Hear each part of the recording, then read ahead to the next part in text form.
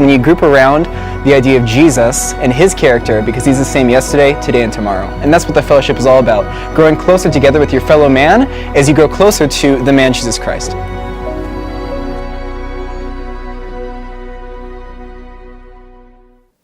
And hello, welcome to Is This Thing On? Coming to you live from Live Church of Berkeley in beautiful Bay Area. It's my first time out here. First time and out I gotta here? say, it's pretty nice. Are The you weather enjoying out here is great. I went to the Golden Gate Bridge.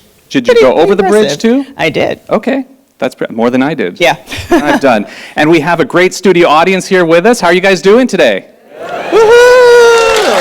Yeah? Yeah.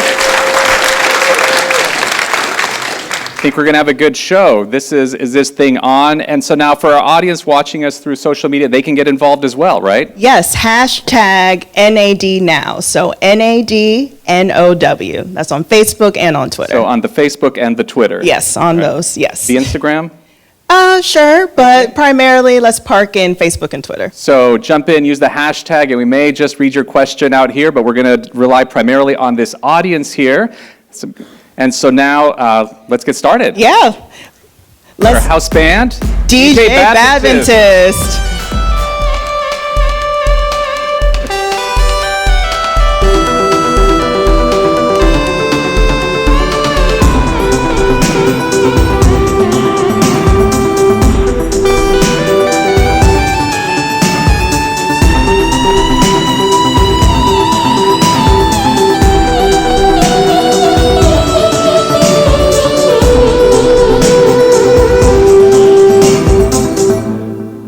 All right, that was DJ Adventist. Let's give him a hand. All right, and I know you don't have a mic, but we'll talk later about DJ Adventist. But right now, we want to introduce you to our very, very special guests that are sitting back there in the area that we like to call affectionately the bullpen. All right, let's start with all the way on the left in the red chair. That's G. Alexander Bryant, who's the Executive Secretary, of the North American Division. Give it up for Alexander Bryant. And right next to him is Dan Jackson. Elder Dan Jackson is the president of the North American Division.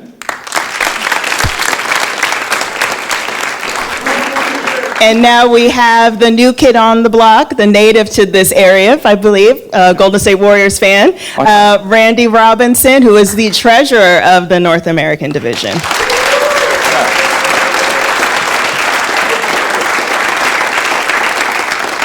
All right, and so now we asked some of you before we got started, if you had a chance to sit down with any one of these gentlemen and could ask them a question, what would you ask them?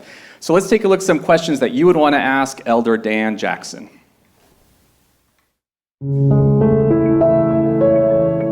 So what would it take for, I guess, our North American Division to instate a full-time or even a part-time position for chaplains to be at every possible institute where there are ACF groups? There's a lot of young people that aren't very committed to the Adventist church. Should we do something to attract them to the church and to bring them in and to make them more committed to the church or make them have more interested in that commitment to the church? Or is it not our place to do that? Or are we already doing enough? And if we should do something, what kinds of things can we do? I'm trying to do public campus ministry, and my major issue is having support from fellow Adventists, pastors, chaplains, what so have you. And it's how can we show them the importance of public campus ministry when these men and leaders were educated in Adventist private schools. I would just ask if there's any way maybe we can get leadership training for our ministry and teach us how to properly lead a ministry, just because maybe we don't know, we're fresh out of high school and a lot of us just went to public high schools as well. So yeah, just some way for us to know how to better not only, I guess, evangelize, but be leaders. All right, we want to welcome Elder Dan Jackson. Let's welcome him again. Welcome to the sunny Bay Area. Yes. Home of Randy Robinson. I left my heart in San Francisco. Yeah, I understand he was a Lakers fan, is that right? Lakers, yes, all right. Oh, a lot of Lakers fans in the house. Welcome, Dan. Thank you. We have a group of young people here that are ready to ask you some questions, and we heard in the video they are very concerned with campus ministries on public universities. Right. So tell us a little, just as a very brief introduction, kind of your thought, your perspective on what they are doing. Well, I met with this same group a number of years ago when they met outside of Montreal. And I sat and listened, and I was just inspired by what the various people on the different campuses were doing. I would like to dig a hole underneath the current new North American Division building and put a printing press down in the hole and print money. Money. Sounds good. So that we could really fully fund every mission endeavor that has been undertaken. They're doing great work, and I praise God for it. Okay, well, let's go hear some questions from them. Sure. Milan is out in the audience. Milan, do you have a question? I am right over here. I have a question from Alex. Before we get to your question, say what you're studying and your school. I am studying economics and finance at Lansing Community College in Lansing, Michigan. And my question is, as members of student organizations and as members of really a public university community, my question to you, Elder Jackson, and to the church at large is how can we start introducing students, Adventist students who are on these public universities, to opportunities to explore missions abroad, and also to just increase the amount of funding that's available to them. I know a lot of funding goes to our Adventist institutions, but sometimes it feels as if our public university students kind of get left behind on that opportunity front. You know, it's a great question. How do we introduce young people to international mission opportunities? That was a part of that question. That isn't such a difficult question. In the North American Division, we have an organization called Adventist Volunteer Service. As a matter of fact, Ernest Hernandez is here, and he's standing up right at the back. And if you have an interest in that, or you know someone who does, contact Ernest, because we have mission opportunities all around the world, and we are trying to assist and to liaison, to make it easier for people to get involved in those opportunities. How do we get more money? Well, you should come to the office and we'll dig that hole together. But the printing press that you're going to work on. On the printing press, I think you're absolutely correct. We have traditionally spent the lion's share, or focused the lion's share of funding on our Adventist institutions. And yet, you know, the generation has changed. People are far more interested in mission and mission on the campus and so on. So to be honest and to be fair, we're waking up.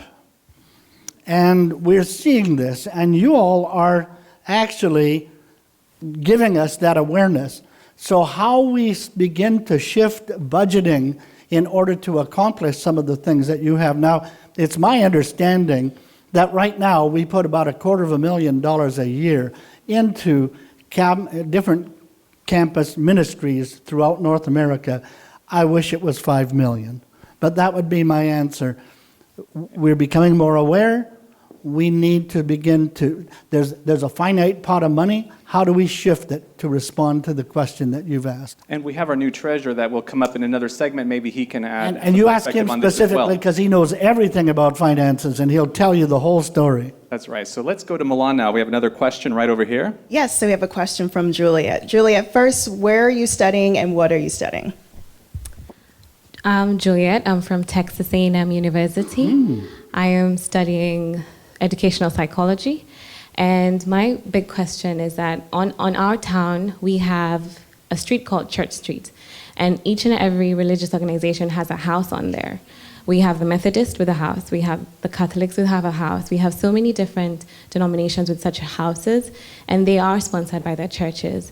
Is there any way that the North American Division can support ACF chapters in that sort of way by providing centers on campuses? Yes, we're very glad that we have churches near the campuses, but houses on campuses where we can actually be based right at the center of the campus and reach out. That's a great question. I'd be far happier if it was a matter of how do we build a house on the campus. But, we would have to buy land, build a house, whatever. And I see possibilities in that. But you've got a whole realm of volunteers that you have to bring to bear on that. But, we are absent on our college campuses.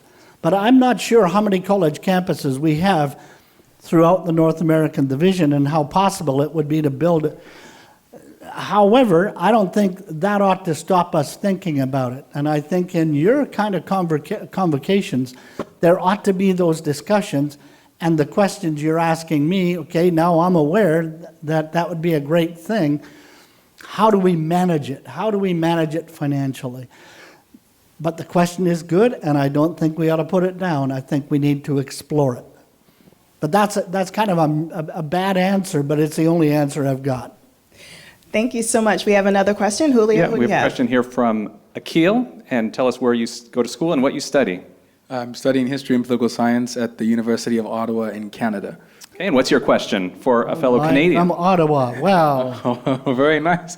Oh, well. I like your bow tie, by the way. Well, thank you. Oh, Canada. But That's what they say in the U.S. Oh, Canada. For ACF in Canada, we feel that it tends to be forgotten, focus more on ACF in America, and that's not necessarily a bad thing, but there is ACF in Canada. Unfortunately, we don't have the luxuries of having ACF houses or ACF chaplains, and often we feel we don't necessarily have the support to even have access to those things. So we're wondering how the division can really help support the Seventh-day Adventist Church in Canada to be able to develop, to have ACF chaplains and ACF houses eventually, but more specifically ACF chaplains, because right now to this day we don't have any ACF chaplains. And that's a shame. In Canada. I believe that the question the genesis for that question would need, for instance, in Ottawa, start with the Ontario Conference and the SDA Church in Canada appealing and working with the division in order to achieve a result that you would like. Now, I know that we had some projects a couple of years ago, and I wish I had checked that out before I came.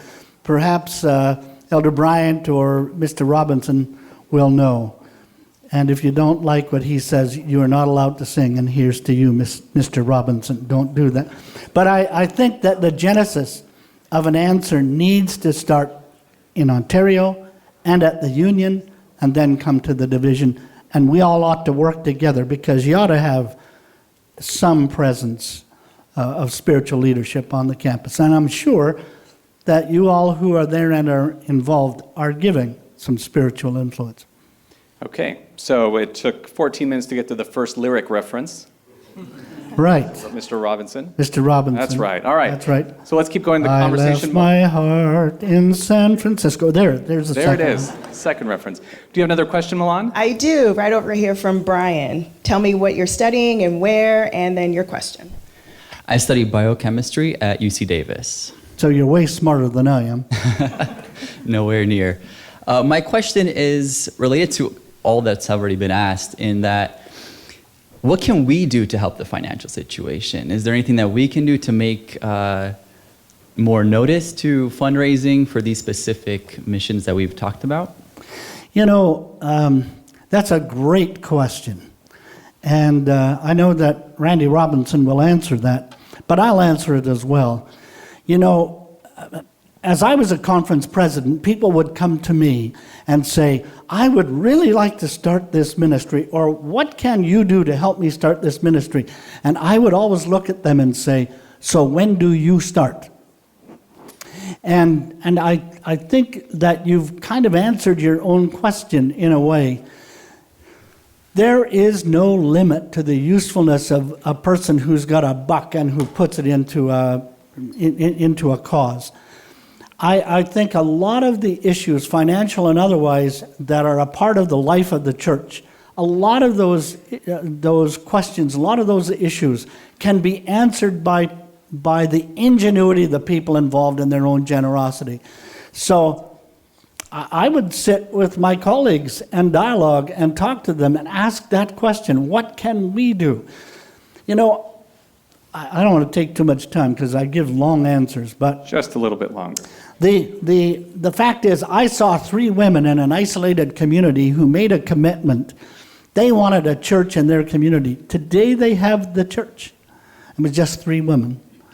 They used ingenuity, energy, and raised money in a community of 100 people. The total community is 100 people. It's way out in Newfoundland. They built the church.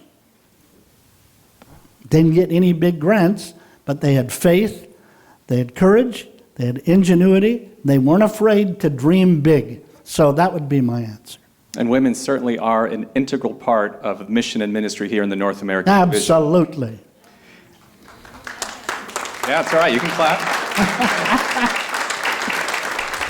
Milan, we have a question back. in the Yes, back. I'm over here with Malika. Malika, where are you studying and what are you studying? Hi, I'm studying at the University of Florida. Ah, Yes, I love it. oh, I mean, And, somebody got a smackdown. And I'm double majoring in anthropology and African American studies, and I have a minor in health disparities. So my question is, right now, I know you're a pretty busy guy. So where on the scale of, I guess, your itinerary, do you have any feasible plan of actions or goals or aspirations for public ministries in general that you would like us, I don't know, things you're expecting from us? Like, do you have any expectations for us?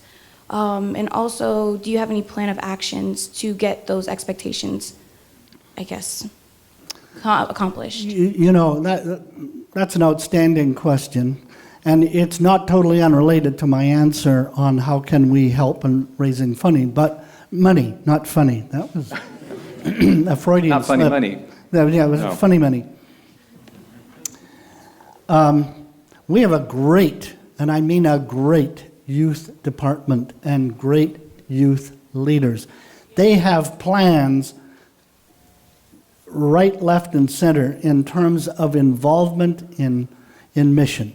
Through the NAD, for instance, we have a compassionate ministry that you could become involved in.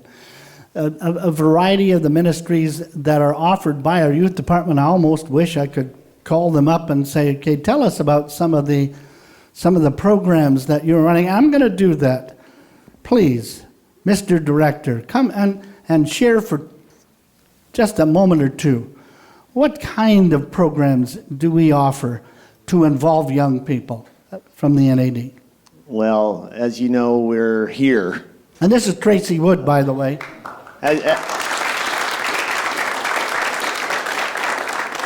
As you know, we're here, and in public campus ministries. Coming here and getting leadership training is huge.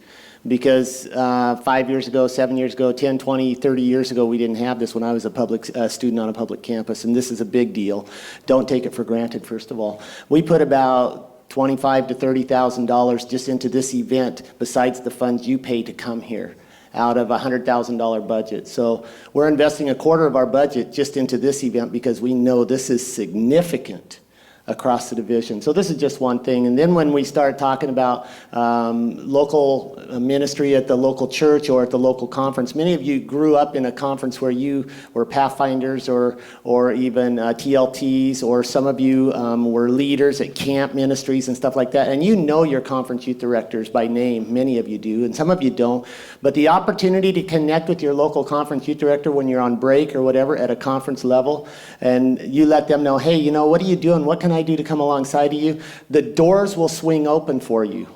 They just will. And so that's another piece. Summer camp ministries is huge. Some of you are participating in that. Missions with Elder Hernandez also is another piece. So there's these kinds of things that are happening that we are very intentional about making happen. And those are just a handful of things. Anyway, there's more. Thank you. You know, taking the church is your role. God's work on this earth is not going to be finished by my generation. It is by yours.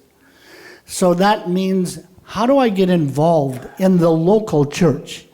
And that really is where it's at. How do you get involved? Being Involve means that you take whatever you can get or create what doesn't exist and implement it. My greatest desire, and this is true for the whole church, not just young adults, but specifically for young adults, is involvement. Don't be afraid to be involved in the work of the local church. I know that's difficult in some churches because Brother Jones has been the elder for 212 years, and I'm not giving this job up to you. Anyhow, get involved. Do what you can do. Whether that's involvement in Sabbath school, in outreach, in compassion ministries, whatever it is that God has given you a passion for, put your needs before God and then do it. So that would be my answer. And Dan, sometimes you can actually do more as a lay person or someone outside the system than trying to spend your time getting into the system. There's a lot that you can do. It's not just about employment, and that's an absolutely a great statement. It's not about employment. The Seventh-day Adventist Church, well, all of us, every one of us, as individuals, are ministers. The theology of the Bible, we have misunderstood. And yet when you read it carefully, every single one of us is a minister of the Most High God. I'm a firm believer that when a person is baptized, we ought to introduce them right that day with their, of course, guidance to what ministry they will have. So. Okay. Well, we have time, I think, for one more question. We got one online, and unless I'm told by our producer to go to one more in the audience, this is live TV. All right, so the question that's come in is, how can the church show young adults that they are valued and important members of our denomination, particularly those who may be discouraged by the topics such as women's ordination and other politics? Church politics, I think that's what they're talking about. Is there politics in the church? I don't know, that's what they say. Yeah. I've heard that. Anyway, what do you say to those young adults? Well, to begin with, I go back to my statement that the work of God is not going to be finished by people of my generation. It is going to be finished by people of your generation. Don't be afraid of it. Begin to take it. The church will be yours in a matter of years. Then those responsibilities will all fall on you. So, number one, you are needed in the church. You cannot have just one solitary or one solitude in terms of ideas. Your ideas are needed. What can the church do to help you? Of course, I want to say specifically involvement. We are trying very hard at the North American Division, not only in our employment practices, but also as we work through our various governance issues. We're trying very hard to bring young people into the equation. We must hear. We must hear. So there's a balance there, right. But that would be my answer. Okay. And to close out this segment, we have one more question, I believe. Yes, in the back. hi. Hey, Milan. I have Avery over here. Avery, tell me, where are you studying and what are you studying? I'm from the University of Tennessee. I'm studying chemistry. All right, so let's hear that question. So I kind of have a two-part question about some current topics that are happening in the world today. Okay. The first one is about the abortion laws that were recently passed. I guess we want to know what the church's stance would be and also how we would respond to that in local churches. And the second one is about the Equality Act that's currently going through the House of Representatives, kind of a religious liberties topic. So that way certain beliefs that church members may have about gender or even marriage is what they really want to be able to express those. So I guess my questions to both would be, how would you want church members to respond to within their church and also individuals they come in contact with these two issues? Okay, first of all, on the abortion issue, if you look up on the web, General Conference of Seventh-day Adventist position on abortion, you will find quite an interesting statement there that will define for you what the church says. Basically, however, the church says we believe in the sanctity of life, but this is a complex matter, and we will not mandate what our members do. So it ultimately comes down to a matter of individual choice. Mm-hmm. So that roughly is what the church believes. So we're not going to be involved in the political aspect of it. We're not going to come up and speak against the government of Alabama, for instance. We may have opinions, but will not state them. So we have no directives for our individual members. We have counsel. So that would be the answer to the first. Second, on the Equality Act. Yeah, I just wanted to say whether I agree with the statement fully personally is another matter. However, the Equality Act, which has gone through the House of Representatives, will not make it through the Senate. So it isn't going to be moved into law. But in my opinion, it is a very serious overreach. I am a full believer that we need to extend full dignity and respect to every person, regardless of their sexual orientation. We must learn to respect and appreciate that people have rights and have made decisions. But when we begin to legislate morality, then there's a problem. And you begin to add restrictions to a free and open society that were not there previously. So in terms of the Equality Act, now there is another act coming through the pipe, which is entitled Fairness to All, that looks at how do we protect the rights of the LGBTQ community, the LGBTQ community, and others who have differing opinions, and organizations that may have differing opinions. And those rights include the rights to housing and employment, sure, social benefits and whatnot, sure, for everybody. I think in a free and open society, people have to be guaranteed rights. You cannot just guarantee the right of someone who happens to believe like you do, and then everybody else is on the outside looking in. And so in my opinion, and I'm giving an opinion right now because the church has taken no position on this, the Equality Act is a problem because of its overreach on behalf of one community. The Fairness to All proposition, which the Seventh-day Adventist Church has signed on to, is an attempt to help every community benefit from the freedom of society. While preserving the religious liberty aspect of That's right. the church. That's right. Okay. Good. We're going to have to end on that note. Let's give Dan Jackson a round of applause. He will be back with us later. And I just want to tell you, it was swell. Yeah. And a little sweltering. We'll be back. Dan will be back with us later, but right now we're going to take a look at the video that we taped earlier. Questions that you would have for our Executive Secretary, Alex Bryant. Let's take a look at that video. I think the first question I would ask is just about this church manual and like who made it, you know, and like who are behind like the rules. And maybe get into more details about like disfellowship and stuff like that. And like what's it really about and if it's really Christ-like. Well, you know, I'm going to be honest, I'm a new Adventist, so I don't know everything. But my question is our policy being held to the same account that God has given us his law, his policy? Is it the same or is it different? I would try and understand what are the relevant policy areas to this demographic. What are some of the things that need to be taken into consideration in terms of budget allocations, personnel, resources? What are sort of the substantive concerns that come up in this line of work? I have been doing this ministry for about 10 years as a student and as a graduate student and professional, but just having a better understanding of how the structure of the church interfaces with different localities that are interfacing with people on a day-to-day basis would be really helpful. How come there isn't as much of an ACF awareness within, in a sense, the other institutions, like among our churches and among the Adventist high schools or academies that there are around us?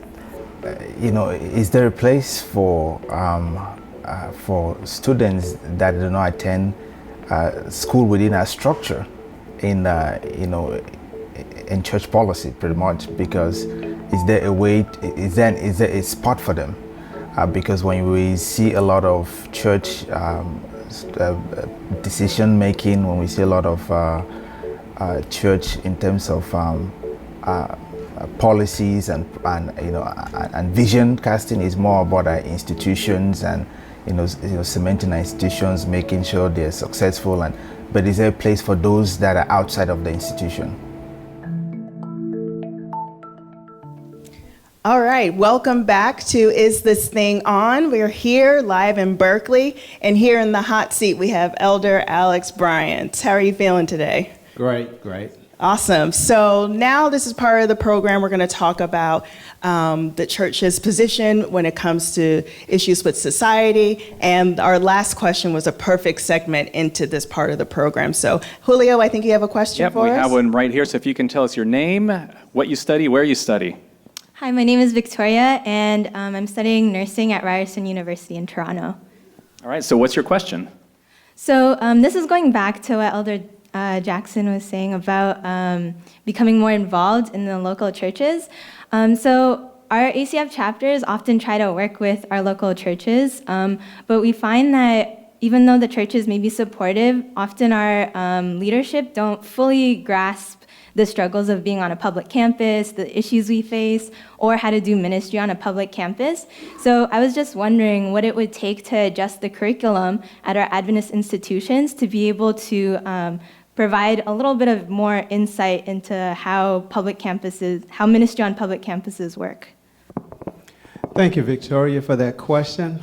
And I think that part of what Elder Jackson has stated earlier could help us here. I think there is an awareness issue that we have in the church and as it relates to public campuses, colleges and universities, and we could help with that. We could help by trying to provide more information to our local churches, our pastoral teams, and maybe with the curriculum that the pastors have to give more focus on that. One of the things I will say is that each of you and most of our church membership are made up of people who did not attend Adventist schools. And so they could become a strong voice and advocates also for how we can better integrate our college campuses and universities into the life of the church. All right, and we have another question from the DJ booth, right? DJ Adventist, a.k.a. Brian. Yes, Mr. Secretary, thank you very much for coming. I'm sure everyone's very appreciative of you taking your time to start my DJ career. But I'm not asking you to make a statement, but I wrote this one out. With the increasing legalization of psychoactive plants such as cannabis and psilocybin mushrooms, the accumulating body of research as to their mental, medical, and spiritual benefits, and the scriptural research on their presence and religious use within the Bible, what is a healthy way for church members to engage in conversation about these medicines and experiences besides the puritanical fear of pleasure rhetoric that has dominated our community for so long? Thanks. I'm glad you had not asked me to make a statement on that. Well, actually, I think that is a growing challenge for the church as we see the public emphasis and public changing on that particular subject, and more and more people are saying it is okay. I think as a church, we have always taken a position of how do we use other substances for medicinal reasons. And so maybe we need to give some more study and not just close that one out, that it can't also be used for medicinal purposes. But we have not gotten there yet, and I think the society is running ahead of us, and as a church, we may need to be a little bit more proactive in making statements and our positions on how will we interact now with some of the other evidences, even though there's still a body of work that says you can abuse it, but how do we interact with that body of work that says it can have some medicinal purposes? And I think that's something that we still need to address, and that's something that we have not done yet. Okay. And I love your name, Brian. It's a great name. All right, Milan, we have a question right there in the back. Yes, right here is Lucian. First, tell me where you're studying and what you're studying. I study geology at the University of Houston. Awesome. And tell me your question. So my question has to do with education, institutions, as well as policy. A lot of us attend schools outside of institutions, but yet when we talk about Adventist education, we're always neglected. Do we have plans to include us in as we write policy, as we develop plans, as an extension of Adventist education? Because a lot of times on our campuses, we find ourselves, and not just with our ACF chapters trying to reach out to one another and to our campus, but also defending some of the Adventist church position and advancing some of the Adventist mission on our campus. So do we have plans of inclusion of Adventist Christian Fellowship or ACF in our education policies? Thank you very much for that question, and also the emphasis on policies. The policies in the Seventh-day Adventist Church, a lot of people look at our church and think we're a hierarchical church, that we can make decisions at the division level and then everyone will follow. It really isn't a hierarchical church. It's a constituency-based church, which means that a lot of the authority is based at the local church level. And so when we come together and make policies, policies are just agreements that we have. And policies are, well, it's not like the Bible. They're changeable. And they should change depending on the situation the church may find itself in. And I believe this is a good case for that. Historically, our church has built on our schools, institutions, our education, our emphasis on education. And so many of the policies were written to support that emphasis. And today, to change the policies, it's a group like this group, it's local churches, conferences, who place emphasis that we need to do something different about this. And I believe that the conversation that we're hearing today is a conversation that's saying that we need to do something different about this and make the changes in policies. And the changes in policies are policies, the money follow the policies.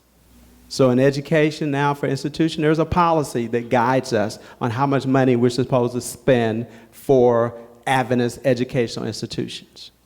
Those policies can be changed and say, well, maybe we need to spend more over here for ACF, Adventist colleges, universities, public universities, maybe we should spend the percentages. That's all up to us. We make those decisions as a family, as a group. And when we make those decisions, then money follows those decisions. Thank you so much for your question. And now, Julio, I believe you have a question over there. I do. Can you tell us your name, where you're from, and what you're studying? Yes, my name is Bianca. I go to UC Davis and I study global disease biology. Okay, and what is your question for Elder Bryant? It's impressive, by the way. Very. Thank you. I think it's pretty cool. So this kind of goes back to young people being involved in the church. An issue that I see a lot in my surrounding area is that young people aren't really excited about being Adventists. And that causes them to not really have a motivation to be in the church, to be committed to the church, to be involved in the local church or in different parts of the structure of the church. So my question is, should we do something to bring them back into the church and integrate them into the church and make them more passionate about the church? And if we should, what kinds of things can we do? You know, I was waiting for you to get to the end of your question because I was going to ask you, what kind of things can we do to make them more interested in the church? Because you've hit on it. That's a true statement that you've made. We know that that is a true statement. But I think that we have struggled with trying to get to the answer to that statement. And I wanted to know that you have any ideas of what things can be done to help attract young people and make the church exciting for young adults. Well, one of the things that in my mind, is something that's pressing for young adults in general is social issues. And I know that the Adventist Church addresses these issues because I know there are ministries, even at the division level, that address these issues. But maybe making it more accessible so that young people have resources to use from the church to address these social issues, or make the young people more involved in these ministries because they're passionate about them. And then maybe that way they would be more interested in or more passionate about the church in general. That's one of my ideas, I guess. I think that's a great idea, and thank you so much for it. You know, the church, the Seventh-day Adventist Church, when you look at our history, you will not find a lot of votes on social issues. But what you will find are people who are passionately involved in social issues. When Ben Carson was running for president of the United States, it brought a lot of attraction to the Seventh Adventist Church back in, it seems so long ago now. 2016, 2015. Yeah. And I was asked to go on an interview to the Chuck Todd Meet the Press show. And I've been prepped for all of these questions of what they're going to ask you about the Seventh Adventist Church. And we had consultants to talk and help get me ready. You know the first question that Chuck Todd asked me? The first question he asked me was this.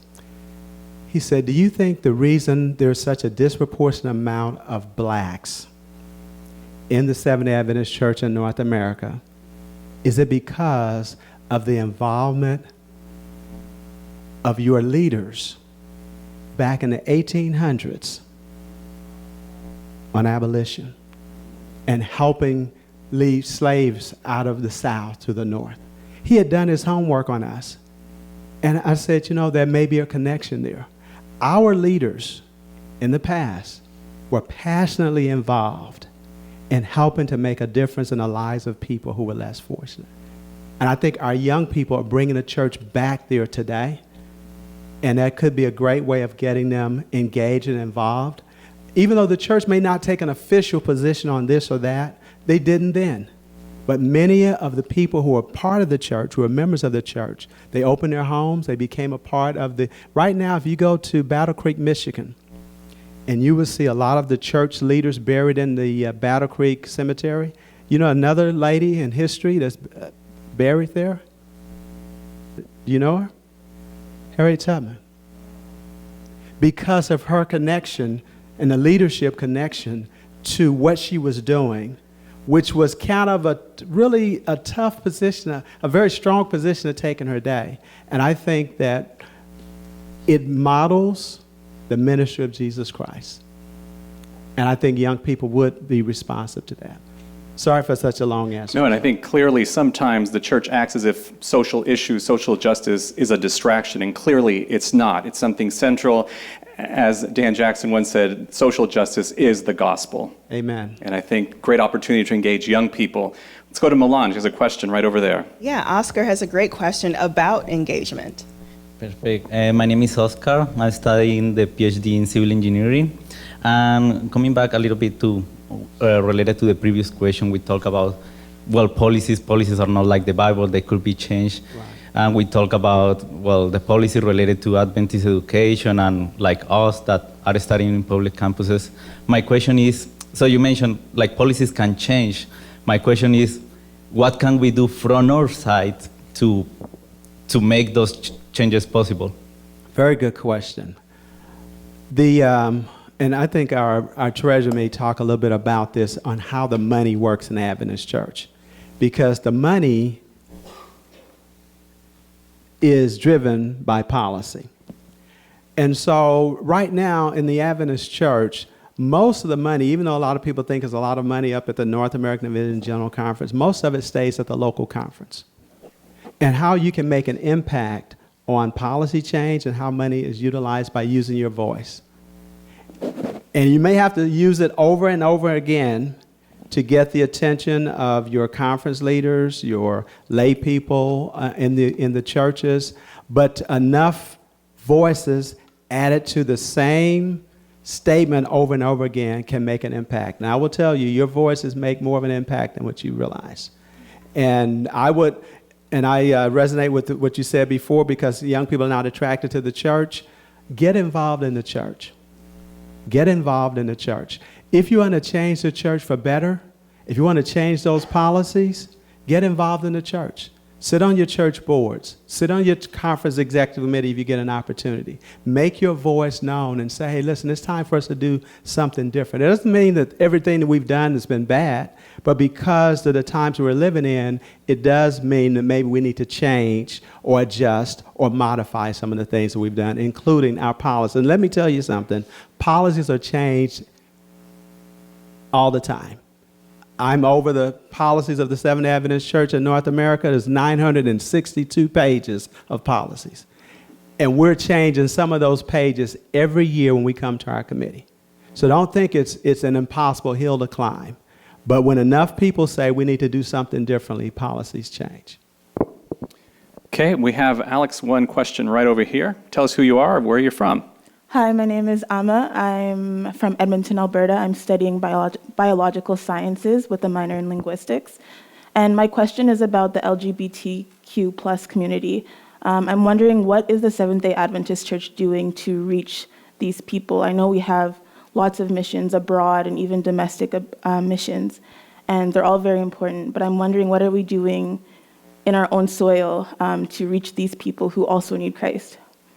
The first thing I would say, we're not doing enough. We have, unfortunately, sometimes allowed different kinds of sins to categorize people as better and worse. And before God, people are people. And God is trying to reach people of all communities.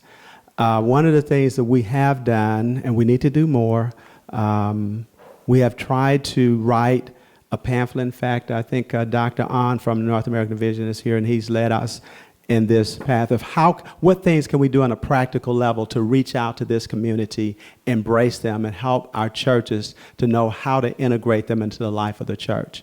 And so there are some practical steps and practical things we have done to try to help educate our membership in how to be a loving church and a loving family toward the LGBT community. And I know I got that messed up. But we want to reach out to them and let them know that they're loved in the Seventh-day Adventist Church. And so I think that's the best thing that we can try to do, is educate our members so that there will be a warm place of fellowship and love for them to come and be a part of. But we're not doing enough, and we're trying to do more. And the biggest thing I think we can do at the division level is to try to help educate our members that all people are children of God and should be treated as children of God. So we want to make one quick comment, because online our viewers are just as engaged, and there was a lot of response to the Harriet Tubman comment, but we have live fact checking going on. It was Sojourner Truth. Sojourner Truth. Yes. I'm sorry. Thank you. Thank you for that. Thank you so much. And whoever's online that caught that, I was just there earlier this year. Thank you. All right, let's give a round of applause for Elder Bryant. Thank you so much. Thank you. All right, and now we're continuing those videos. We are going to see if you, or some of you who we sat down with earlier, if you had a chance to speak to our treasurer, what would you ask? So we'll be right back.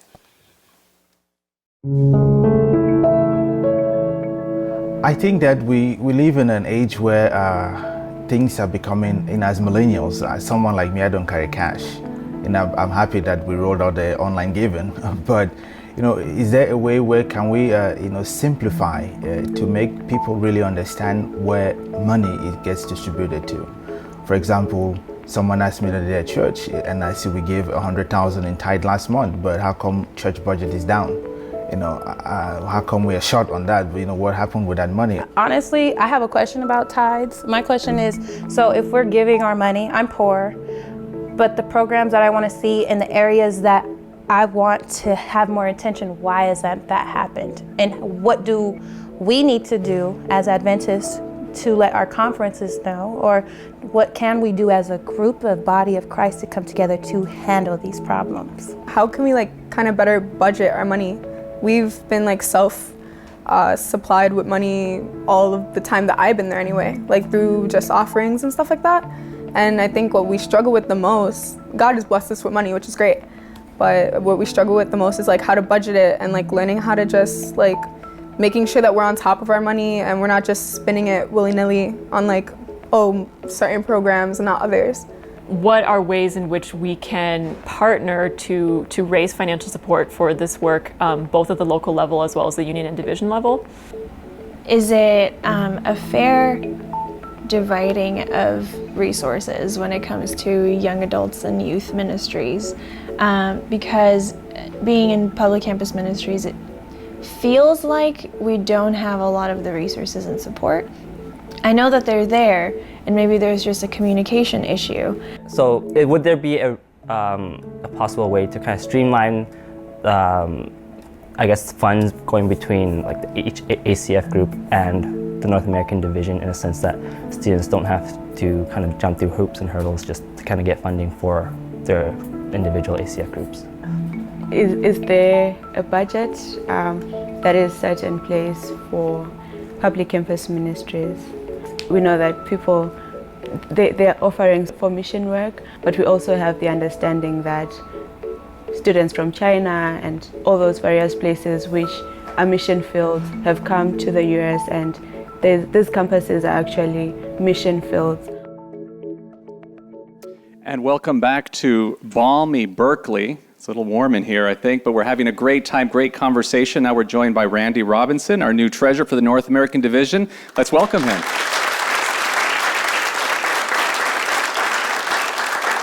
So Randy, we don't really need to welcome you to the Bay Area. This was home for a long time, growing up? Grew up, born and raised in the Mission District just below Daly City.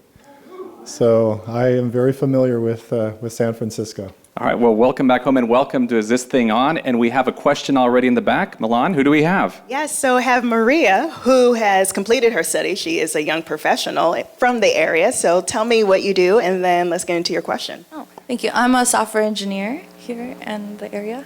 And tell me your question. Oh, thank you. As we know, public companies throughout the United States, they have to show their financial reports at the end of every fiscal year. I know that we are not a public company, but we are a nonprofit, and I would say that all of us are stakeholders in this company.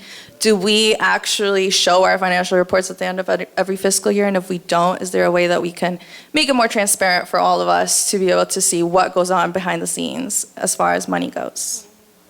Great question, great question. The answer is yes, we do. Every organization in the North American Division and actually beyond the North American Division is audited by the General Conference Auditing Service. Now, that is considered an internal audit in technical terms, but the organization across the board is audited annually. Every year, those reports are presented to audit committees and executive committees made up of both employees in the church and individuals who are not employed by the church but who are church members.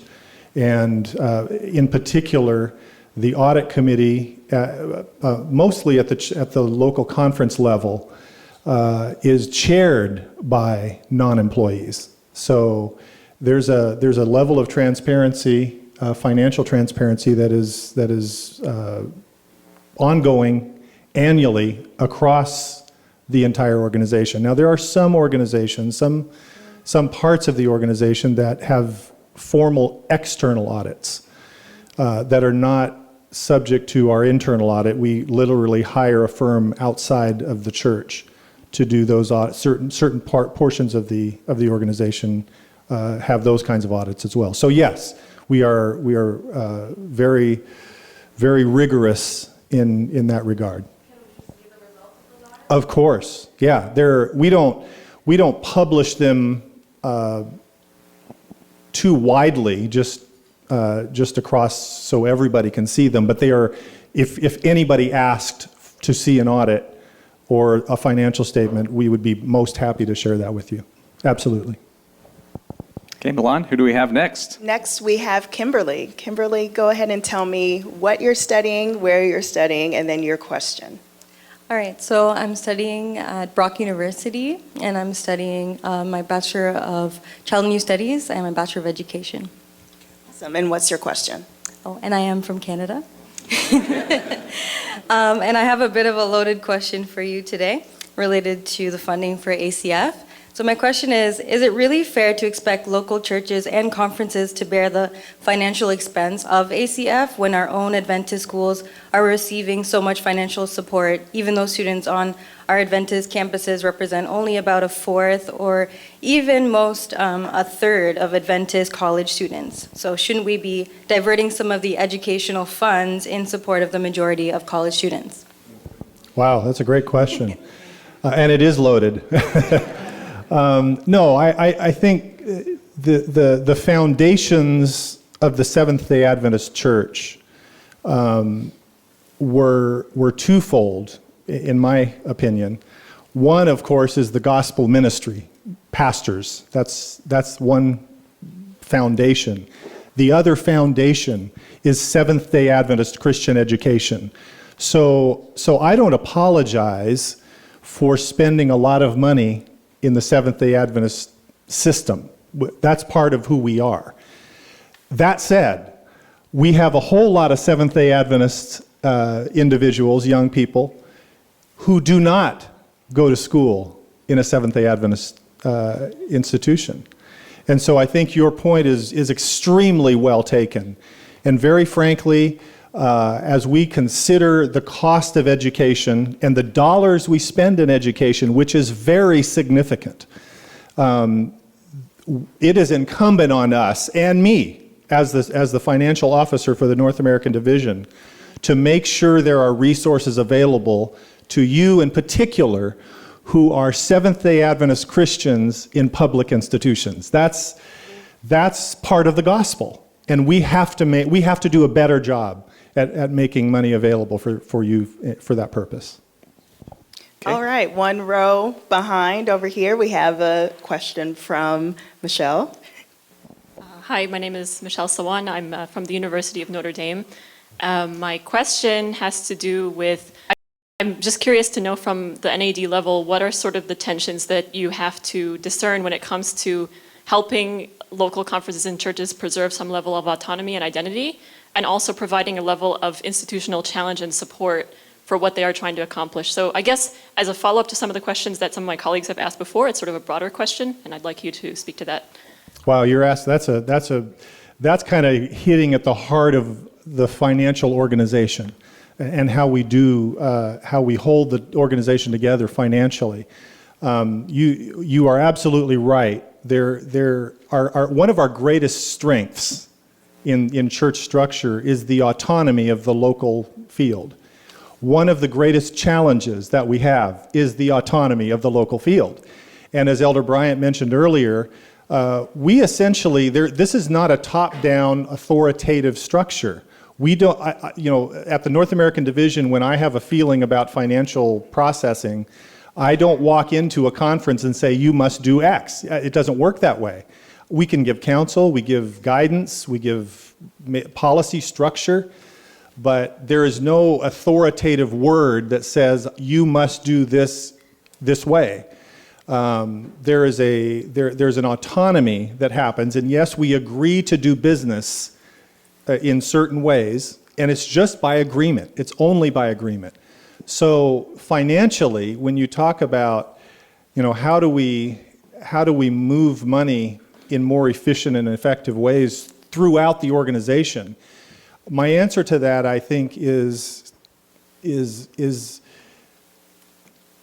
which portion of the church structure ministers to what other portion of the church structure? That's the question that I ask myself. So I think primarily at the North American Division, we ought not to be primarily, there's always exceptions, but we ought not to primarily be reaching down into the local church and affecting the local church. That's not our role. Our role is to support the union portion of the structure. And the union portion of the structure is to support the conference portion of the structure.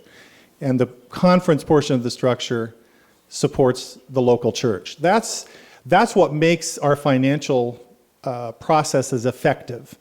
And so we can structure our appropriations, we structure the money movement, we structure the needs that are expressed financially along that line. That is the most efficient way to do business, and it gets fairly chaotic when, if I can use the term, higher levels of the organization reach down and affect the ground levels of the organization. That disrupts the process. So I think, to answer your question, I think if we follow our functional processes throughout the organization, who we serve financially, that makes it the most efficient.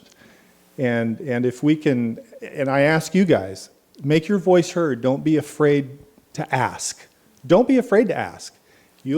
People will say no, and people who serve a long time in spots will push back. But keep your voice active, because policies do change, and the financial flow of the organization can change as we hear your voice. Okay, we're going to keep going. We have a lot of questions. So next question, Milan. Yes, Daniel is right over here with the question. Can you first tell me what you're studying and where? I'm studying aviation and geography and environmental management at the University of Waterloo in Canada. All right, go Canada. And tell me, what's your question for Elder Robinson? Elder Robinson, I have a two-part question. First part of the question asks, where does funding for ACF come from? And how do tithes work in relation to ACF funding? Okay, let me ask the second part, or answer the second part first. Tithe is used for most operational needs in the church, and that is from the local conference level clear to the general conference. Tithe is used for operation, and those operational needs, to get to your the first part of your question, are allocated by committee and policy. So as the financial officer, I hear, everybody comes to my office and says, I need this much money or that much money for this project or that project. That's a constant process. Well, without a structured committee process to evaluate and to process that, it would be chaotic. So we have very clear policies about how money's used and how money flows. Tithe, in answer to your question, is used operationally across the organization. How do we get money to ACF? Really, it's asking.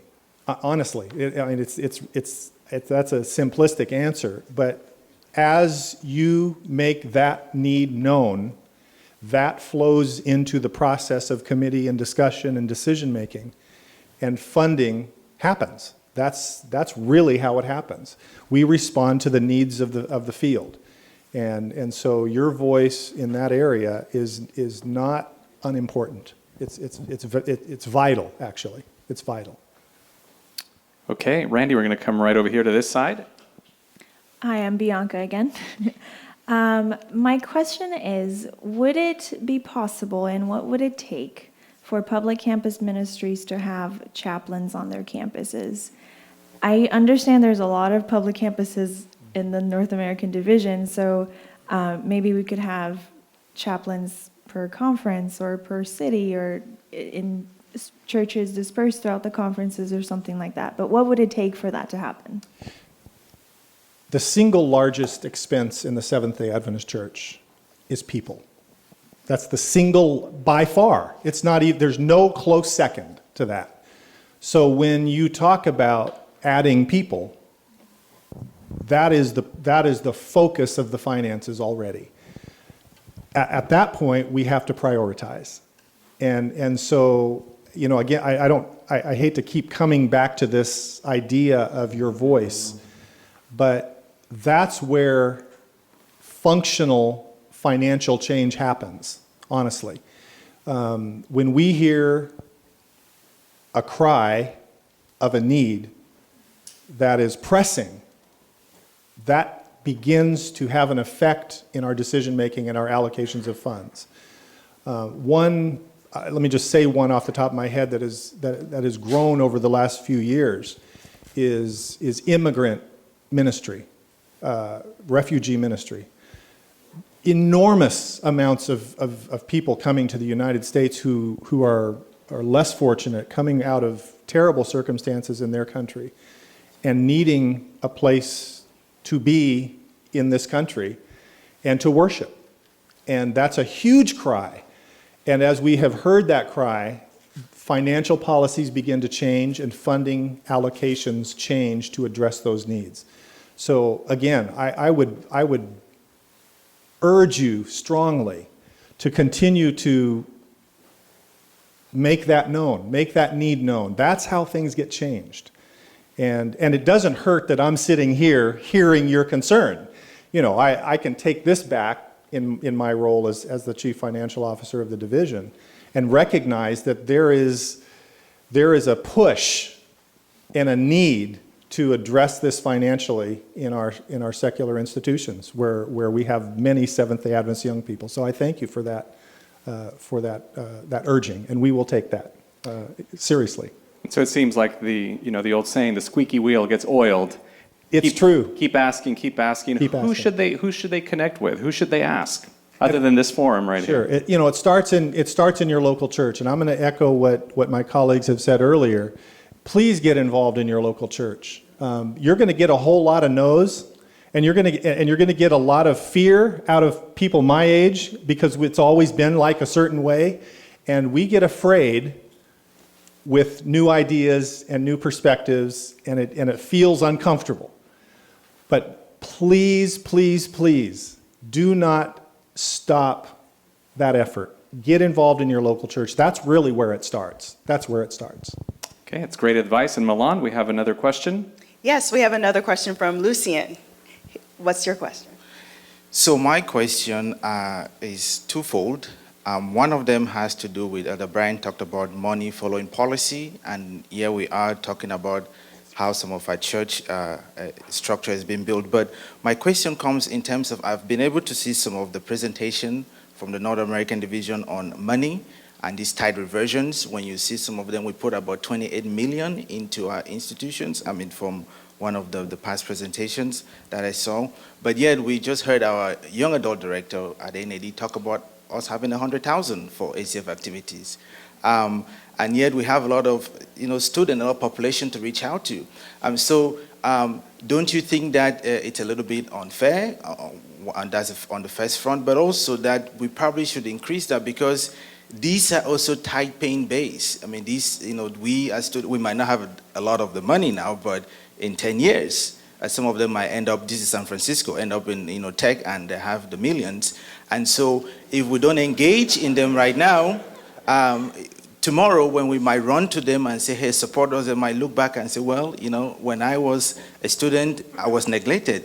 Because it becomes real. These are real things. So can we get a commitment from you, from your office, that as you go back, as we plan for budgets, that we're going to get an increased support?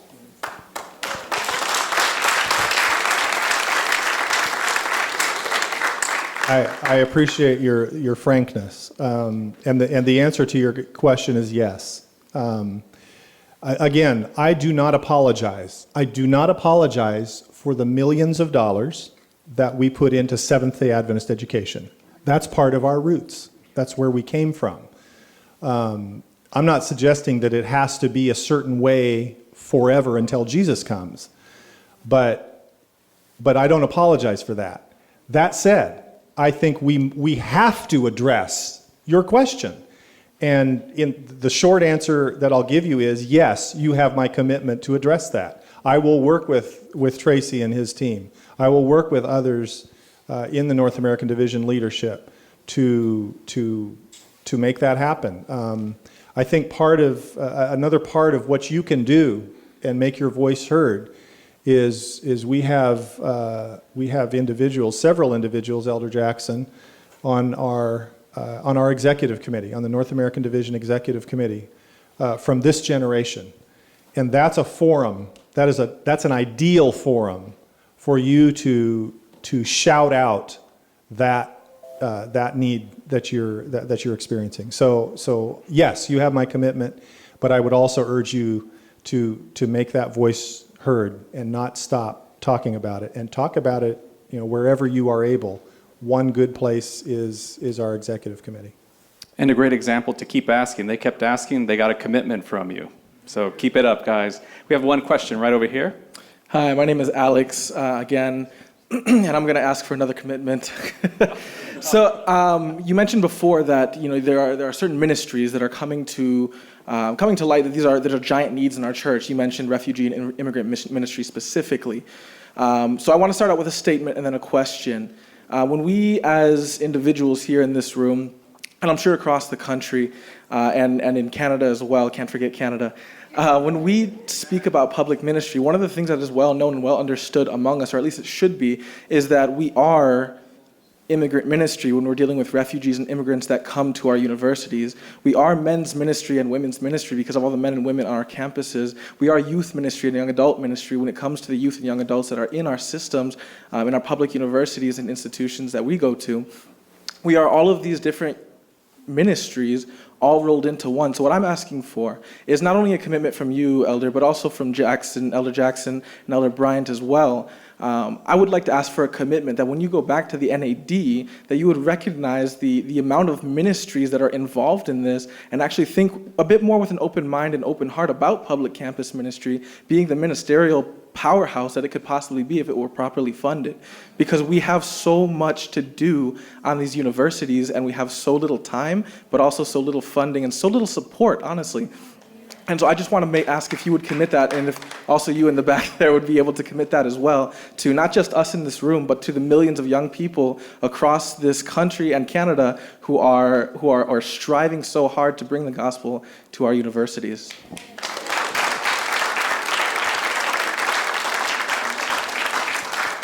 That's a great comment. Again, I all I can say is yes, I'm committed to that. It would be foolish for the church. It would be foolish for the Seventh-day Adventist Church leadership to ignore the needs of this generation. That would be foolish. We have to figure out ways to hear your voice and to not only hear the voice, but make change in a way that's meaningful, which often involves money. So yes, you have my commitment to address that.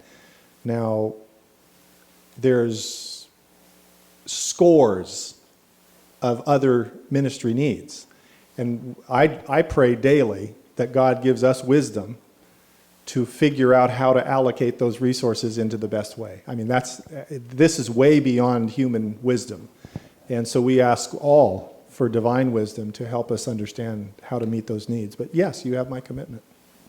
And I think that's significant. Someone that works with you as a colleague of yours, because it's not just you guys asking. Some of us are also asking. So a lot of people are asking. Right. And to sort all that out is challenging. But and just really quick, Dan and Alex back there, maybe just thumbs up, thumbs down. They were asking if you would give your commitment as well to address this. To address it. To change it. To address it. Oh, they're giving So we got 2 thumbs up to address it. We'll continue talking so we can continue the conversation. We're going to end this segment. Randy Robinson, let's give him a round of applause.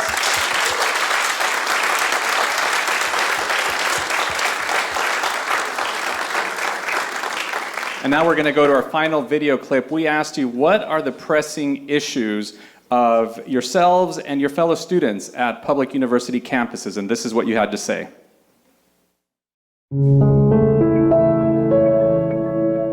I would say what I've kind of come into contact with people around me and like my ministry or even on my campus is like a lot of people feel just like as if they're alone in their problems and like nobody understands, when what I think we fail to realize is that every single person's like going through something, and that there's so many more people that probably understand than we think, but nobody's going to like talk about their problems because they truly just believe nobody gets it.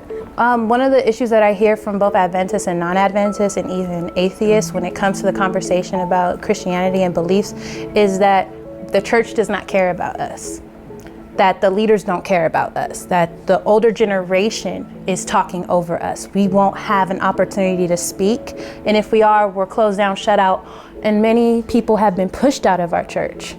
So there's ex-Adventists talking, atheists, everybody. So the question is, what can we do or what can they do? And I don't know, help them feel better, I don't know. Especially at my institute right now, I think a lot of an idea of mental health is being brought up, that it really is a disease on its own or like a health condition on its own. Back in the 1950s, 1960s, it's not something that has been seen as something that we need to deal with, but as we move on, I think it's becoming bigger and bigger, and it really is an important topic that ourselves and as well as people in higher positions need to address. I think that we live at a time when there is not only a generational disconnect, but partly as a product of it, we are also sort of segmented and siloed even within our own generation. So many of the substantive conversations that people could really benefit from having together in person in small groups and particularly in the structures and institutions of the church, we are simply not having. Homosexuality is a big thing, and so you have students who were born and raised Adventist, so they have this perception about homosexuality, and how then do we go and reach out to those people, seeing that these are things that are a taboo even in the church. Like, no one wants to talk about homosexuality. No one wants to actually tackle those issues. One issue that a lot of students deal with, I think, is acceptance. I think there is a lot of fear. Maybe it's not fear, but maybe it's fear. There is a lot of fear on students afraid that if they actually express some of their views, they're going to be rejected by their parents, by their church, and so there's that. And so a lot of students are feeling like the church has become so judgmental, and it's no longer a space where they can actually fully express themselves. All right, and welcome back to Is This Thing On? And we're going to our lightning round. This is the very first time we're going to try this, and this is how it's going to work. It's not that complicated, right? No, but we got to set some ground rules. So quick questions, right? We're talking 1 to 2 sentences, and then quick answers. 30 seconds. 30, and then I have... I'll sing. Yeah, and I have a timer, so we're really going to abide by Right. this lightning round. So you gentlemen will have to decide who's going to answer. You have 30 seconds. And I guess if you're not satisfied with the answer, maybe you can get back in line again, see if it works. So one answer per question. All right, so let's start. And let's start over here on this side. Hello, my name is Oscar. I see campus ministry as a continuation, for example, from adventurers, pathfinders, and then we could reach. But when I see the organization and the funding that adventurers, pathfinders receive, I would like to see that also for campus ministry. So how can we achieve that? They're going to keep asking. Again, we have to work that through a process. There's scores of ministries that we have to address, and this is one. This is a significant one. We will talk about it in the process, and Tracy will be involved in a budget discussion here in just a month or two. That topic will come up, and we will talk about how we allocate resources to this ministry. All right, 26 seconds, not Perfect. bad. All right, next question. Okay, back to the getting young people involved in church that I asked Elder Bryant. How can we get young people involved in these ministries that the church has about these social issues? We can't get them involved. They have to become involved. What we all have to do together is to recognize that these are significant issues that we need to address. We have failed miserably in the past. For instance, good example, the homosexuality issue. We did not talk about it until we're way behind the 8 ball. So the idea is the church can't mandate your involvement. You have to get involved, and all of us together need to respond. All right. Okay. Hi, so the question is this. Adventist education has been talked about a lot, and how you do not hold anything back. You say, we got to give money to Adventist education. So why don't you see Adventists on a public campus as needing Adventist education?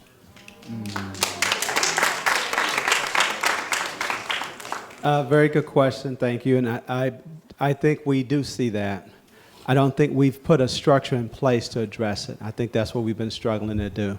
We have an initiative we call ALC that started out with that design in mind, and it took on another life, but I think we need to get back to it. The Adventist Learning Community. Adventist Learning Community, right. Okay, next question. Hi, so my question is, how do we create churches that serve the needs of all members, whether that be in music styles or conservative or progressive beliefs? How do we create centers where everyone can come? We have to keep giving the message.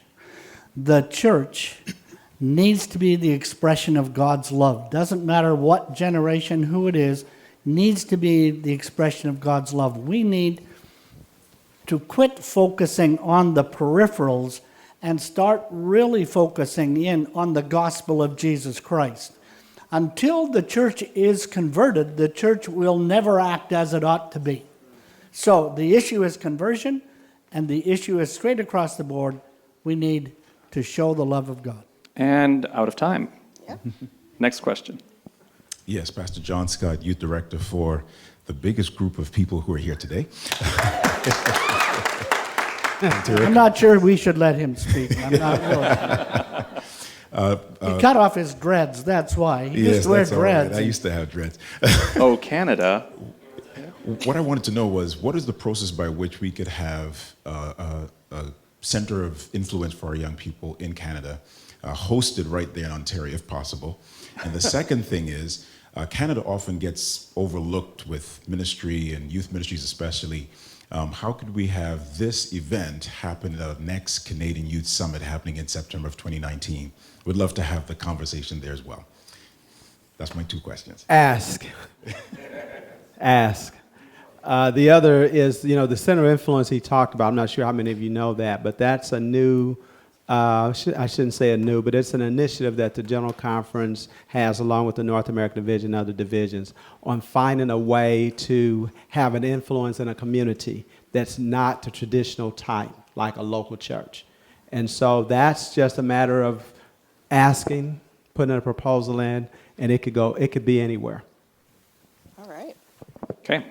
All right, my question is, with the next GC session coming up, General Conference session coming up next year, you've heard some of the issues of the people, the young people, who you were saying is very important. So I wanted to know, what are some of the main issues to be discussed at this next General Conference session? Because we're talking about all of these things. So are these things on the main docket? Because last GC, women's ordination seemed to be the big topic. So what are the big topics for the next GC? Who wants to take that one? I don't see anybody. One of them is how we deal with the tithe dollar. That's one issue. Now, whether that comes up in the General Conference session proper or not remains to be seen. But that is certainly a heavy item of discussion presently in North America, particularly. We don't set the agenda, so we don't really know. The agenda is set by the General Conference. 2 respondents, but under 30 seconds. Yeah, it's impressive. very impressive. Let's go right over here. This is probably not going to take 30 seconds, but when are we going to start seeing some compassion from our church towards people that are marginalized? Homosexuals aren't an issue. The LGBT community isn't an issue. They're people in this church. And I haven't seen compassion from this church towards those individuals. We didn't have to issue a statement on the Equality Act. It's not going to pass the Senate. I don't know why we had to issue it. It's a wrong statement. I heard your answer, and it's a legal theory. It should be decided in the courts, but it's a strange position the church took. So as a church body, and it doesn't really show compassion. And I'm asking this not to be confrontational, because I want to bring people to this church. I love this church. I am an Adventist, but you're in Berkeley right now, sir. I can't go outside and tell people to come to this church when I run the risk of being labeled, oh, that's a homophobic church. So how can we change that to let the world know, let this country know that we actually do stand for equality, and we do so with compassion. And while we can have debates, we can have it compassionately. So how can I see that in the future? I'm going to answer the first part because you picked out a word that I used that was unfortunate, and I apologize. It's not just an issue. These are people with lives. Anyway, I won't go on with that. So I apologize for the use of the word issue. I would like my colleagues to jump on this, and I do not think this is a 30-second. We'll give a little more time for this one. I want to suggest that you talk to the man sitting right at the back of the auditorium, and that is Kyoshin On, who is the Undersecretary of the NAD. Yeah. We recently published a booklet for the purpose of educating ourselves and our churches with how do we deal with members of the LGBTQ community. And deal, again, is a bad word, but how do we relate to them? Because I don't think the majority of the church is as homophobic as people think it is. There are some on the right who are very strong, but I don't see the majority of the church sitting there, and I think my colleagues should also respond. I think one church at a time. We have 6,000 congregations in North America, and I think we need to take it on. We've tried to take it on. We tried to provide education. We've tried to say this is how we treat everybody who's made an image of God. And some people have resisted, some people have not, but I think we keep doing it until we change every church in North America. But I think that that's not only the role of North American Division, it's the role of every Seventh-day Adventist in the North American Division, because it's the compassion of Christ. I guess I would add, I have a very, very close family member who is gay, and I love that family member, and I respect that family member, and I respect his partner, and love his partner. But I disagree with lifestyle. We understand that. But I think it's possible. It is possible to love one another and respect one another and uphold one another and encourage one another, even when we disagree with lifestyle. That's possible. There's churches that haven't come to that point yet. And I think that's what you're referring to. There's not an understanding of how to deal with people we disagree with and still treat people with respect and love and care. So I'm with Elder Bryant. I think it's one church at a time. It's one member at a time. We just have to decide that everybody's a child of God and we deal with them in that fashion. Okay, and Kioshin brought, I think, 30 copies of that book. So if anybody's interested, please talk to Kioshin and he will share that with you. Wave your hand, Kioshin, so everyone knows who to look for. Thank you. Okay. Hi, my question is, who writes the church manual, and how could we believe that something like disfellowship, which punishes people for their sins, is following after the character of God? The church manual is written by a group of people from around the world. And they try to get together and writes a church manual based on the values and the principles of the church. That should, and it is in the church manual, even though a lot of people, they pick and choose what's in the manual. Compassion is in the church manual. Some people just want to pick this part out, but compassion is in the church manual. Okay. Hi, Angel, Pacific School of Religion. My question is regarding earlier this, well, first I want to say, when I became a Seventh-day Adventist, something that was deeply important for me in my formation was our deep understanding of conscientious objection with the great heroes of like Desmond Doss. And so on that, earlier this month, Elder Ted Wilson issued a letter to Tennessee Governor Lee begging for mercy for Donnie Johnson, who was going to face the death penalty. And so I wonder, because of our rich tradition, why hasn't the Seventh-day Adventist Church asked for the abolishment of the death penalty in this country? And related to that, why hasn't the church addressed the serious gun issues we have in this country for people who are specifically of religious minorities and also in the African American community and police brutality? The church has only sent thoughts and prayers. But when this instance, an Adventist was going to be executed for the president of the denomination spoke. So I just want to ask for how is the church planning on addressing these serious issues in our country? Before we dive into those questions, just want to announce that we're only going to be able to answer the questions of the people who are standing in the line, so no more additions to the lines, please. All right, now who wants to take? You know, you've really asked 23 questions, and I think we ought to have 11 and a half minutes to answer. No, the church does not, how do I say this? Social issues are hugely significant to the church. If we do not involve ourselves in the discussion, then we are absentees, period. So I think we need to involve ourselves in the discussion of these issues. Do we have to be involved in the political discussion? The church would say no. We have addressed a number of issues. The Donnie Johnson issue was a matter of here's a person. We were not addressing the death penalty. We were addressing the change of a life where a person now was not only a productive person, but he was leading other people to Christ. So we were saying, in light of the huge change that's taken place in his life, please give him clemency. Not asking to absolve him, just give him clemency. Let me ask, just pick on one other issue, and I'm already out of time, but until we eradicate the preferentialism and the racism in the church, we're not going anywhere. You can believe you're a Seventh-day Adventist and we're on the doorstep of Jesus' return.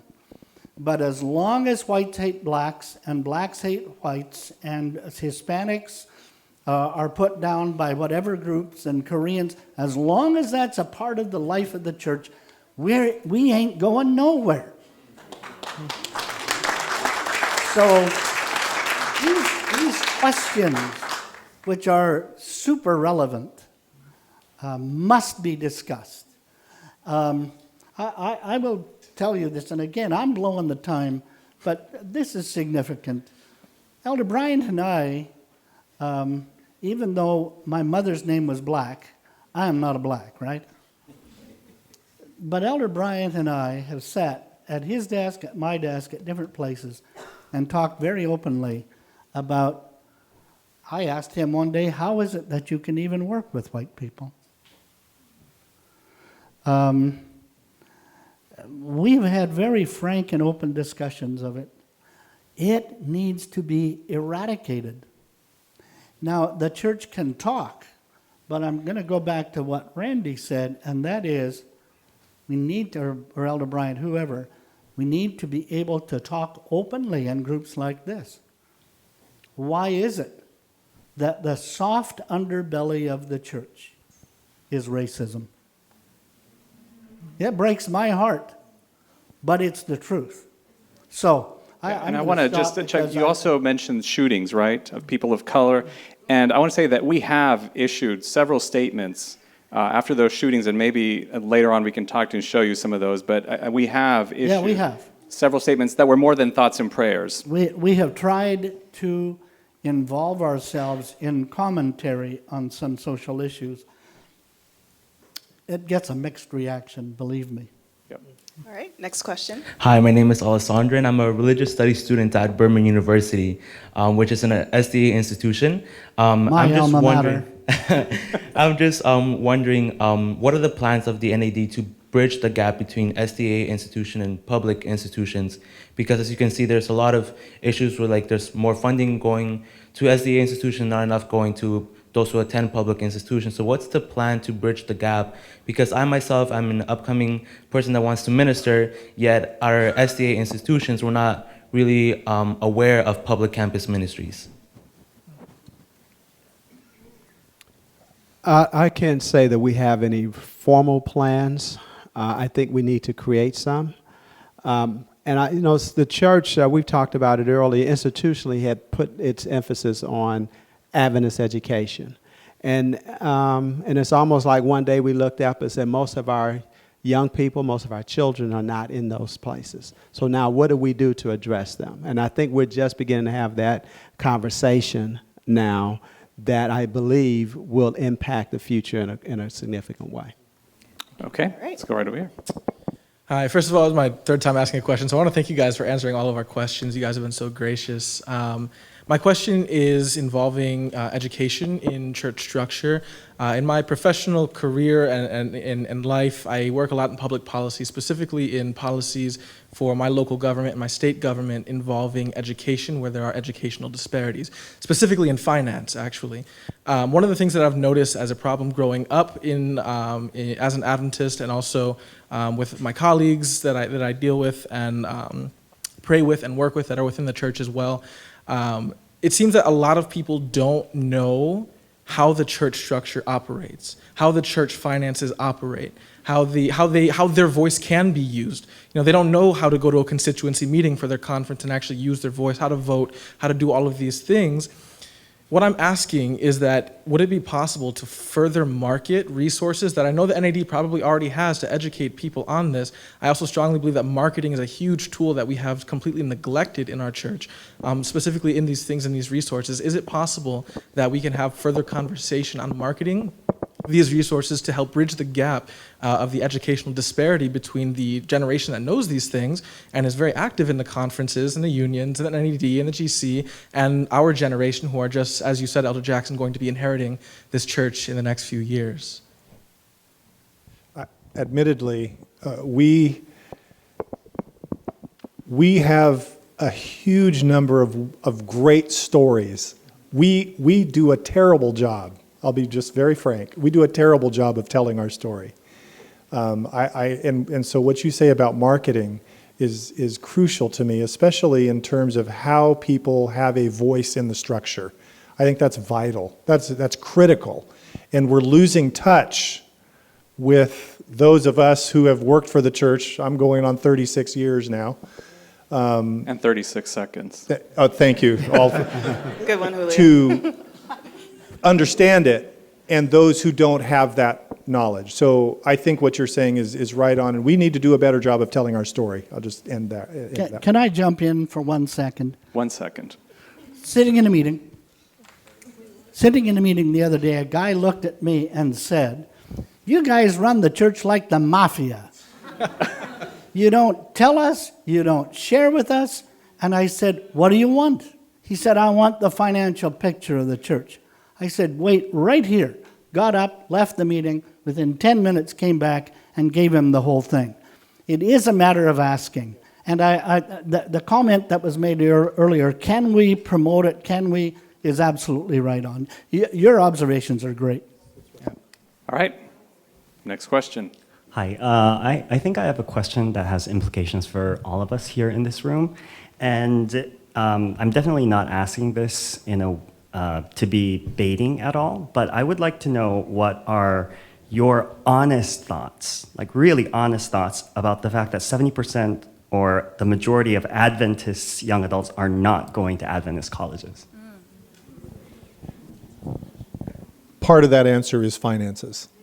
I mean, that's the honest truth. It's become a bit of a system that is affordable only to those who have more resources than the average person. We have to fix that. Okay. Oh, all. Yeah, I agree with what our treasurer stated, and I think that's why it's hard to pull back money out of that system that people can't already afford. And I don't think that our colleges offer everything our young people want. So that's why they go to the other. That's one of the reasons they go. Thank you. Okay. Final question this side. Hello. Again, I ask a lot of questions. But for these final questions, I want to open my heart. And it's related to the involvement. And I want to share that the people that are here are working hard to get involved in their churches, to get involved with the conference. And I will speak now for myself.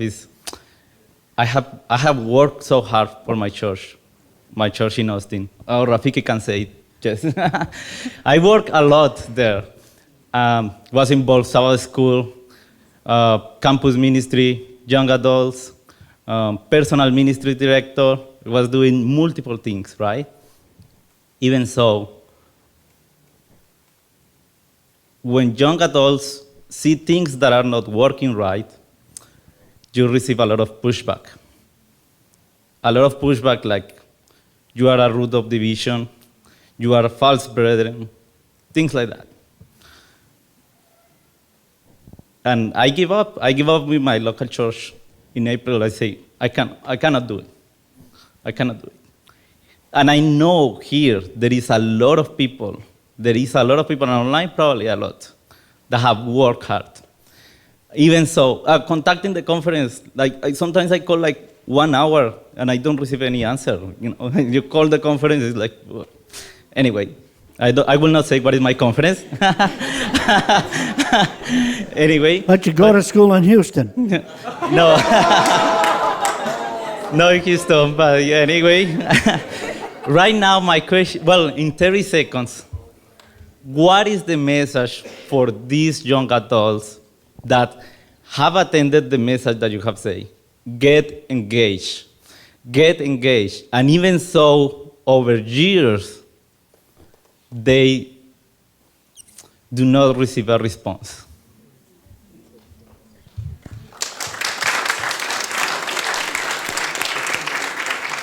I think the first part of the answer is, I am so sorry. I am so sorry that that has taken place. I believe you. I know it takes place in many places. It is highly regrettable. You have to forgive us old people and do better than us when you take the church, because it is yours. One day we will die.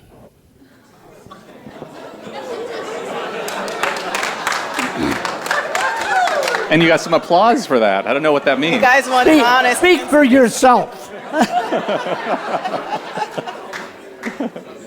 All right. Let's go to our next question. Hello, my name is Happy, and just I want to second what Oscar has said. This is something that hasn't just happened to him, but also to me.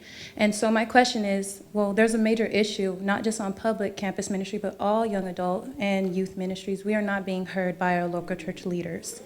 And so now that you guys have made this commitment to address it, what is something that we can see that will help stride for us for Jesus to come back, because our hands are tied?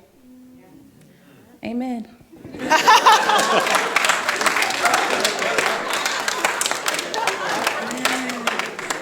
A different type of mic drop, right? That's right. Adventist mic drop. I was asked to get out of the church when I was a young person. I was told if I jumped over the choir rail one more time, I would not even be allowed back in. I think from all generations, and there will be from yours too, there's quite a few cranky people. It shouldn't be that way. It's wrong. It hurts. I don't want to dominate, but I think the way that you test as to whether or not we are sincere is, are we allowing the involvement at the level that we serve? And you wouldn't know that unless you checked it out. We can't commit on behalf of the local church, except the local church that we are a part of, that we personally as members will agitate in order to ensure that young people are heard. I'll stop and let. Okay. And we have not, that voice has not been silent. I can speak for my colleagues, myself, and many, many others who are continually advocating in policy, if not just personally and locally. Get our young people involved, get our collegiates involved, get our young parents and young marrieds involved. We just have to continue that fight. Can I add one statement? I know we're running out of time. At the division level, as we've said, we don't have a club that we can say do this and everyone doesn't. But what we can do is model what we're asking others to do. And one of the things we have done to try to show other organizations in other entities in our organization is to involve young people in your committees. And so we have young people in our committees that started a few years ago. And we've expanded that to young people, students or young adults from our public colleges and universities. And so one of the things that we will do and we will continue to do is model to others how to involve young people and to listen to those voices. Great, we have our last question. Hi, I'm Lauren. My question is, I really think that it could be argued that the North American church is really dying in comparison to other places in the world. You know, you hear stories of entire villages being baptized, hundreds if not thousands of people being baptized around the world, and I praise God for that, it's amazing. However, you don't really hear about stories like that in North America in regards to Canada and the US. So my question is, what is the North American division doing to keep the spark, you know, ignited in Canada and the US? I think that's a fair question. Again, I want to make the comment, we don't do very well at marketing. Because if you could see what I see, you would know that there's plenty of sparks that are being triggered and fires that are glowing in the North American division. Are we doing enough? No. I think we have been sidelined over the last several years on fighting an issue that is a significant issue, but it has consumed all of our time. We need to get back to talking mission and development. All that glitters is not gold. Every report I hear from around the world, I praise God for, but I'm not sure that it happens exactly as I see it. But they're great marketers. That's where we fail. And thank you for your question, at least if the others want to answer. It is happening. It is, you know, my colleague here, he does a meeting every year. He comes home and he reports on scores of baptisms. I've done that myself. Dan has done that many times. I mean, it's happening. So we just don't tell the story. That's the problem. Okay, and we're out of time. It's all the time we have, so thank you very much. Let's thank these three gentlemen one more time.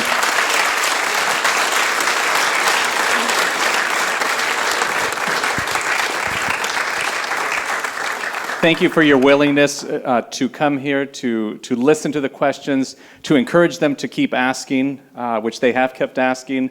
And so thank you very much. And as we close, Dan, can we ask you to have a quick word of prayer? Heavenly Father, you are a gracious and incorporating God. You love each one of us. We thank you that you have given your Son, our Savior Jesus, to us personally and collectively. And we are grateful for the ministry of the Holy Spirit. Bless us now as we conclude this time together. In Jesus' name, amen. So thank you, all of you. Thank you for those that joined us online. Thank you for the Life Church of Berkeley here for hosting us. And when it can encourage you to continue the conversation on our website using the hashtag NADNow on social media. Thank you again very much. And now we're going to ask DJ Adventist to play us out. All right, good night, everyone.